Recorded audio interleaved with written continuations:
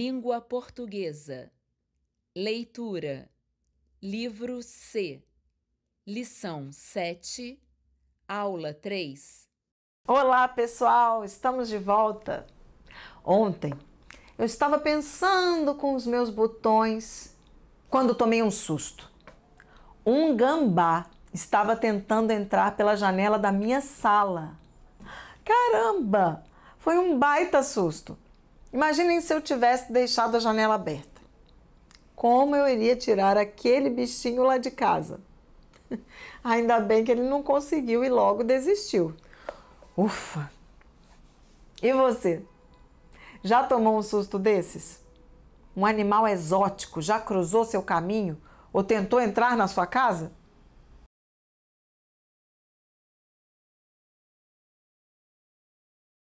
Vamos relembrar alguns detalhes do nosso texto? Qual é o título dele mesmo? Rikki-tikki-tavi. Isso, muito bem, Alfa. E o que é esse Rikki-tikki-tavi? É um mangusto. Mas o que é um mangusto?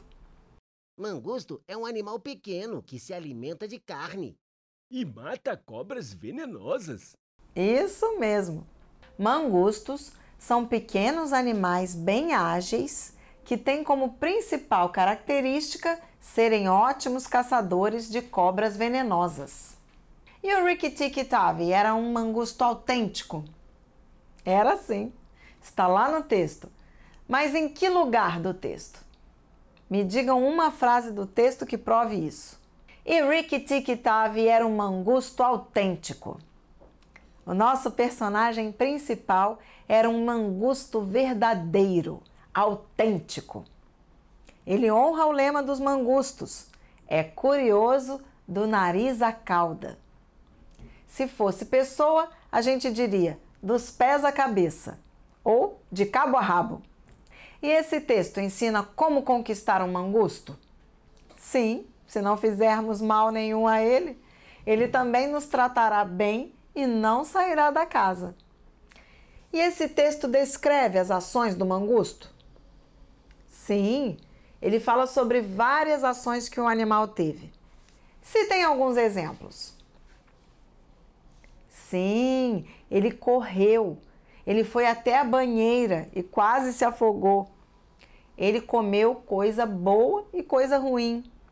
Ele sentou-se ao sol, entre várias outras ações. Correu, foi até a banheira e quase se afogou, comeu coisa boa e coisa ruim, sentou-se ao sol. Esse texto é real ou é um texto de ficção?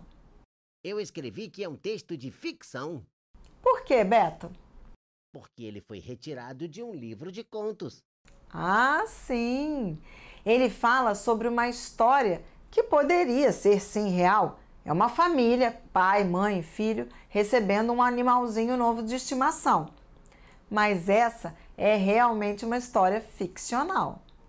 Eu também coloquei que é ficcional, mas porque o mangusto fala. Corretíssimo, Alfa. O animal na história pensa e fala. Muitos animais são inteligentes, capazes de muita coisa, inclusive de se comunicar, mas falar já é demais, não é mesmo? Então, esse é mais um motivo para confirmarmos que a história é ficcional e não real. Como nós já conversamos, a história toda se passa na casa da família do Ted. Mas nenhum membro da família é personagem principal. Quem é o personagem principal da história? Isso, é o mangusto Rikki-tikki-tavi. E qual era o lema dele mesmo? Corra e descubra. E o que significa esse lema? Curiosidade, exato. O mangusto é um animal curioso. Podemos afirmar que durante toda a história, o mangusto vai colocar esse lema em prática? Sim, porque ele é um autêntico mangusto. Isso mesmo, Alfa. Qual frase pode resumir o texto inteiro? Eu acho que é esta. O lema de toda a família dos mangustos é: corra e descubra. O lema de toda a família dos mangustos é corra e descubra. Eu escrevi a frase no penúltimo parágrafo. Há mais coisas para descobrir nesta casa, disse a si mesmo, do que toda a minha família descobriria a vida inteira. Sem dúvida, vou ficar para descobrir. Esta frase justifica melhor, não é mesmo? Vamos comparar as duas frases. A primeira frase é mais geral. Não fala desta história, pode servir para qualquer história sobre mangustos. A segunda frase fala especificamente deste mangusto, o Rikki-Tikki. A curiosidade é a ideia central do texto. E parece que ele não pode deixar escapar essa oportunidade. Vejam que ele diz que vai descobrir mais coisas naquela casa do que a família descobriria a vida inteira. É ou não é uma oportunidade tanto? Um dos personagens do texto é o menino Ted. No início da história, parece que o mangusto quis logo fazer amizade com ele. O que nos indica isso no texto? Ah, ele pulou no ombro do menino, fez cócegas nele. Isso mesmo, Alfa. E o que o menino sentiu nessa hora? Ele ficou com medo. Foi mesmo, Beto? O pai dele até falou para ele não ter medo. O bichinho estava só querendo brincar. Exatamente, é isso. E depois o mangusto começou a explorar a nova casa. O que ele achou da casa? Ele gostou tanto que tomou uma decisão. E qual foi essa decisão? Exatamente, ele decidiu ficar e explorar a casa toda. Ele resolveu mesmo ficar e descobrir tudo o que a casa e aquela família tinham a lhe mostrar.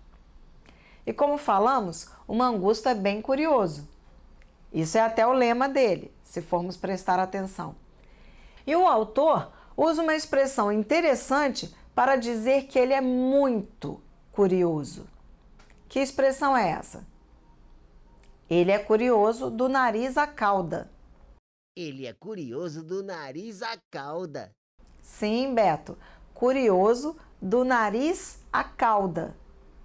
Do nariz até a pontinha da cauda. Mas como o texto mostra isso? Que ele é muito curioso. Como o texto mostra que o mangusto é curioso do nariz à cauda? Exatamente. Ele andou a casa toda, tentando descobrir tudo o que tinha de novo lá. O texto dá detalhes sobre o lugar. Isso mostra que o animalzinho percorreu tudo, doido para matar a curiosidade dele sobre tudo e sobre todos. O autor disse que o mangusto era curioso do nariz à cauda. O que significa essa palavra cauda? É a mesma cauda que usamos no pudim?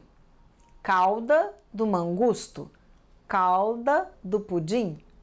Uma cauda é o rabo do animal, a outra é o que se coloca em cima do pudim. E são escritas diferentes. Leitura. Observem essa frase do texto.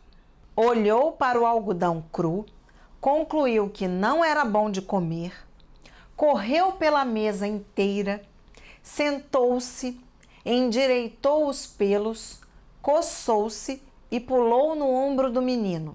Agora me digam, quem olhou para o algodão cru? Quem concluiu que não era bom de comer? Quem correu pela mesa inteira? Vocês já entenderam que todas essas ações foram feitas pelo mangusto. Agora me expliquem, por que não aparece escrito o sujeito dessas ações? Por que não aparece o nome do mangusto ali na frente das ações? Olhou para o algodão cru, concluiu que não era bom de comer, correu pela mesa inteira, sentou-se, endireitou os pelos, coçou-se e pulou no ombro do menino. Exatamente por esse motivo. Todas essas ações foram feitas por uma mesma pessoa. No nosso caso, por um mesmo animalzinho, o Rikki-Tikki-Tavi. E se para cada frase o sujeito fosse diferente ia ser possível não dizer quem é o sujeito? Precisaríamos especificar quem é o sujeito. E por quê? Isso mesmo. Se são várias pessoas fazendo várias ações, como vamos saber quem fez o quê? E se as frases fossem assim? O mangusto olhou para o algodão cru. O mangusto concluiu que não era bom de comer. O mangusto correu pela mesa inteira. O mangusto se sentou. O mangusto endireitou os pelos. O mangusto coçou-se e o mangusto pulou no ombro do menino. Ficaria bom? Por que não? Bastante repetitivo. E que leitura chata seria, não é verdade? Vejam essa aqui agora. Rikki-Tikki-Tavi olhou entre a gola e o pescoço do menino, farejou a orelha dele e foi ao chão, onde ficou esfregando o nariz. Quem olhou entre a gola e o pescoço do menino? Quem farejou a orelha? Quem foi ao chão? Quem ficou esfregando o nariz? Temos de novo o mangusto fazendo todas essas ações. Por isso o nome dele não apareceu em todas as ações, apenas na primeira.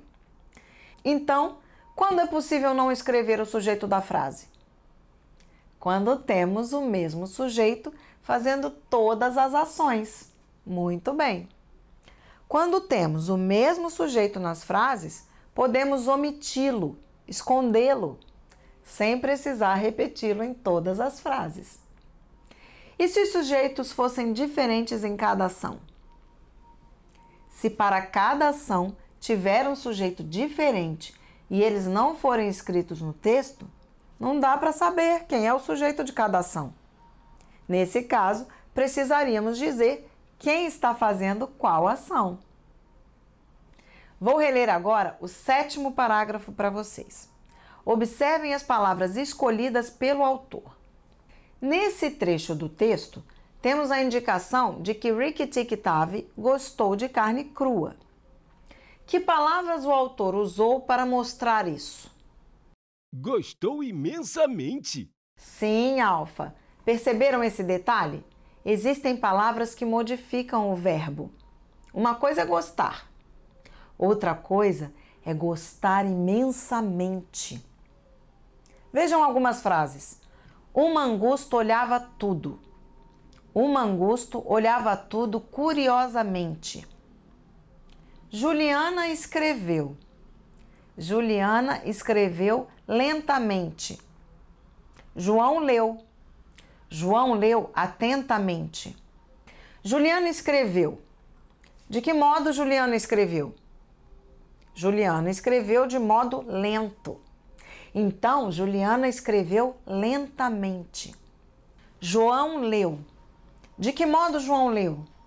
João leu de modo atento. João leu atentamente.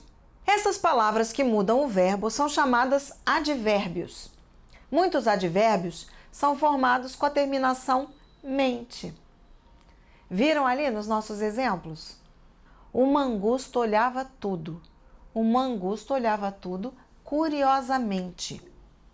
Juliana escreveu. Juliana escreveu lentamente. João leu. João leu atentamente. Vamos tentar com outros advérbios. Por exemplo, o mangusto correu de modo rápido. Como podemos dizer isso? Usando um advérbio que termine em mente. O mangusto correu rapidamente. Sim, Beto, isso mesmo. Ótimo, rapazes. A professora fala orgulhosamente da turma. Como vimos, quando lemos ou escrevemos um texto, algumas palavras ou expressões se destacam entre tantas outras que existem nesse texto. E na nossa leitura principal nesta lição não foi diferente. Selecionei algumas palavras e expressões que se destacam no texto do Rikki-Tikki-Tavi. Vamos dar uma olhada nelas daqui a pouco. Antes, deixa eu fazer algumas perguntas a vocês. Assim como a estrutura dos textos mudam de acordo com o tipo e o gênero, o vocabulário, as palavras que usamos também mudam? Mas é claro que sim. Imaginem o vocabulário de uma receita de bolo numa notícia de jornal. Ou uma notícia de jornal com as mesmas palavras que uso para escrever no meu diário. Ia ser uma confusão só. Por isso, devemos sempre escolher bem as palavras que queremos usar para passar a impressão certa ao nosso leitor. Agora sim, voltando ao nosso texto e às palavras e expressões que selecionei. Vocês lembram que nosso amigo Mangusto era bastante curioso? E o autor usou uma expressão muito legal para falar sobre isso. Qual foi?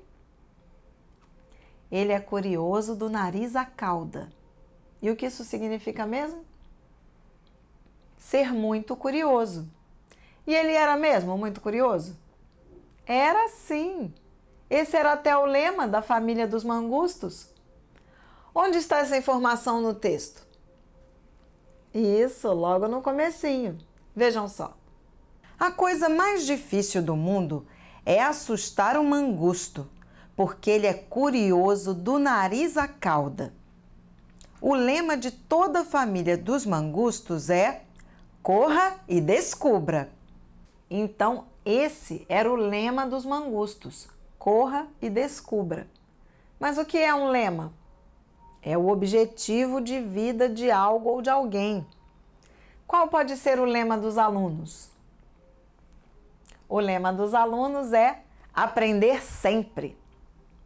O lema da polícia poderia ser proteger o cidadão de bem. Então, todos esses são os objetivos de cada grupo de pessoas. Vejam que logo depois que o autor fala sobre o lema da família dos mangustos, ele faz uma afirmação sobre Rikki-Tikki-Tavi. Que afirmação é essa? E Rikki-Tikki era um mangusto autêntico. E Rikki-Tikki era um mangusto autêntico. O que significa ser um mangusto autêntico? Ele era um mangusto verdadeiro. Era mangusto mesmo. Não era enrolação, não era um qualquer. Ele tinha todas as características de um mangusto real. Apesar disso, a mãe de Ted não o via como um animal selvagem. Ela até perguntou ao pai de Ted se ele era mesmo selvagem. Onde está essa passagem no texto? Santo Deus! Exclamou a mãe de Ted. E esta é uma criatura selvagem? Acho que está assim manso porque fomos bondosos com ele. Isso, ali mesmo. E esta é uma criatura selvagem? O que ela quis dizer com essa pergunta? Ela está duvidando se aquele animalzinho é mesmo selvagem. Mas vejam que ela não usou a palavra animal. Que palavra ela usou? Criatura. Esta é uma criatura selvagem? O que significa essa palavra? Usamos a palavra criatura, na maioria das vezes, para falar sobre seres que temos medo. Por exemplo, criatura abominável, é uma criatura terrível. Por que a mãe de Ted usou essa palavra então? O pai de Ted deve ter comentado que mangusto é um animal selvagem, que é famoso por caçar cobras venenosas. Logo, na cabeça da mãe, veio a imagem de uma criatura horrorosa. E ela se espantou ao ver aquele bichinho que era para ser selvagem, fazendo cócegas em seu filho Ted. Por falar no mangusto, no fim da história, o autor diz que ele fez muitas coisas. Vamos ler o texto de novo para lembrarmos do que ele aprontou. Onde está essa informação? No último parágrafo. Vou ler.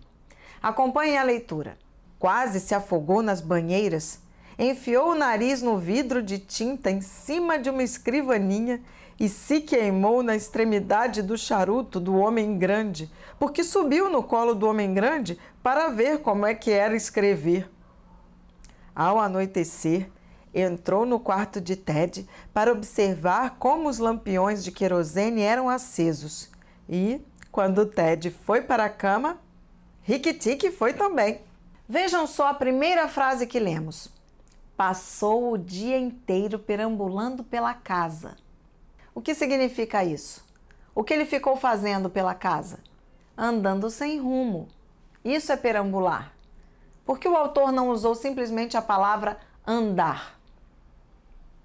Ele escolheu essa palavra, como todas as outras do texto, de forma proposital. A palavra andar é geralmente usada quando sabemos para onde estamos indo ou por onde estamos indo. Nesse caso, o autor quis realmente mostrar que o mangusto estava sem destino, até porque ele não conhecia a casa onde estava. Tudo era novidade para ele. Perceberam como a escolha das palavras faz toda a diferença na hora de escrevermos um texto? Uma outra atividade que o mangusto fez nesse trechinho que lemos não foi muito agradável para ele. O autor diz que ele se queimou na extremidade do charuto do homem grande. Puxa vida! Ele não sabia o que era um charuto. Curioso como ele é, foi cheirar e acabou se queimando no charuto do pai de Ted. Mas em que parte do charuto ele encostou? Na extremidade. Isso mesmo. E o que significa isso? Que parte do charuto é essa? A ponta do charuto. Então, extremidade significa ponta. Além de terem acontecido coisas ruins, como se queimar ou quase se afogar, o mangusto também teve bons momentos. Eles estão representados no texto. Ele até tentou fazer amizade com o menino Ted. E como ele fez isso? Ele pulou no ombro do menino e fez cócegas embaixo do seu pescoço. Depois disso, o que aconteceu? Vejam só. Riquitique olhou entre a gola e o pescoço do menino, farejou a orelha dele e foi ao chão, onde ficou esfregando o nariz. Então, o mangusto olhou entre a gola e o pescoço do menino. Que lugar é esse? Entre a gola e o pescoço. Bem ali no meio. A palavra entre significa no meio de. Conseguiram perceber? Mas temos outros usos dessa palavra. Vejam essas frases. Dê o significado da palavra entre em cada frase. A. Ricky-Ticky olhou entre a gola e o pescoço do menino.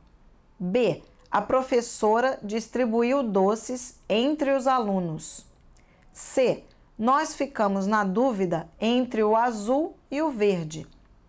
Como podemos explicar essa palavra nessas duas frases? O que aconteceu na primeira frase? A professora distribuiu doces entre os alunos. A professora deu a mesma quantidade de doces a cada aluno. Ela distribuiu para eles. E na segunda frase? Nós ficamos na dúvida entre o azul e o verde. Aqui temos apenas duas opções. Então, temos uma ideia de escolha, de preferência. Viram? Conseguimos responder tudo sem maiores problemas. Nem deu bode. O que significa isso? Deu bode. A expressão deu bode significa que houve uma confusão ou algo deu errado, o que não aconteceu na nossa aula. E essa frase? Gato escaldado tem medo de água fria. O que isso quer dizer? Vou dar um exemplo. Rita já se afogou no mar. Agora, quando vai à praia, só fica na areia. Rita já sofreu algo ruim no mar. Por isso, prefere ficar na areia quando vai à praia. Ou seja, alguém que já sofreu com alguma situação ruim vai pensar muitas vezes antes de passar por ela novamente. Gato escaldado tem medo de água fria. Fluência de leitura. Página 92. Leia depressa. Vamos conjugar esses verbos? Lembrem que podemos usar as palavras se e quando para facilitar a conjugação. Vamos lá? Vou conjugar o verbo ser no futuro do subjuntivo. Quando eu for, quando tu fores, quando ele for. Quando nós formos, quando vós fordes, quando eles forem. Beto, complete a frase. Quando eu for mais velho... Quando eu for mais velho, eu vou arrumar um emprego muito bom. Assim seja. Verbo poder no subjuntivo. Se eu puder, e tu? Se tu puderes, e ele? Se ele puder. Se nós pudermos, se vós puderdes, e se eles? Se eles puderem. Se vocês quiserem, podem ler junto comigo. Por falar em gato, vamos ver o poema da nossa lição que fala justamente desse felino tão simpático? Olhem com atenção o título desse poema. Gato pensa. Gato pensa? Será que o gato desse autor pensa? Por que ele colocou esse título? Vamos conferir? Poema. Gato pensa. Ferreira Goulart. Dizem que gato não pensa, mas é difícil de crer. Já que ele também não fala, como é que se vai saber? A verdade é que o gatinho, quando mija na almofada, vai depressa se esconder. Sabe que fez coisa errada. E se a comida está quente, ele antes de comer, muito calculadamente, toca com a pata para ver. Só quando a temperatura da comida está normal, ele vem e come afinal. E você pode explicar como é que ele sabia que ela ia esfriar? E você? Pode explicar como é que ele sabia que ela ia esfriar? Resumo da aula. Bom, pessoal, nesta lição aprendemos muita coisa nova. Conhecemos um animal diferente, o mangusto. Um animal curioso que adora fuçar e descobrir novidades. A leitura nos ensinou muita coisa. O que é um lema? Como podemos honrar um lema? Aprendemos a identificar pistas para saber se um texto é realidade ou ficção. Se bicho falar, sabemos que é ficção. Também aprendemos algumas formas de escrever que tornam o texto mais interessante. Uma delas é não repetir o sujeito. Isso deixa o texto mais gostoso de ser lido. Também observamos os advérbios, palavras que têm o poder de transformar os verbos. Gostou intensamente. Uma coisa é gostar, outra coisa é gostar intensamente. Aprendemos o significado de várias expressões com o nome de animais. Balaio de gatos, gato escaldado, deu bode. E como sempre tivemos atividades de fluência de leitura. A de hoje foi muito legal, não foi mesmo? E afinal, o que você concluiu? Gato pensa? Nos vemos na próxima. Até lá!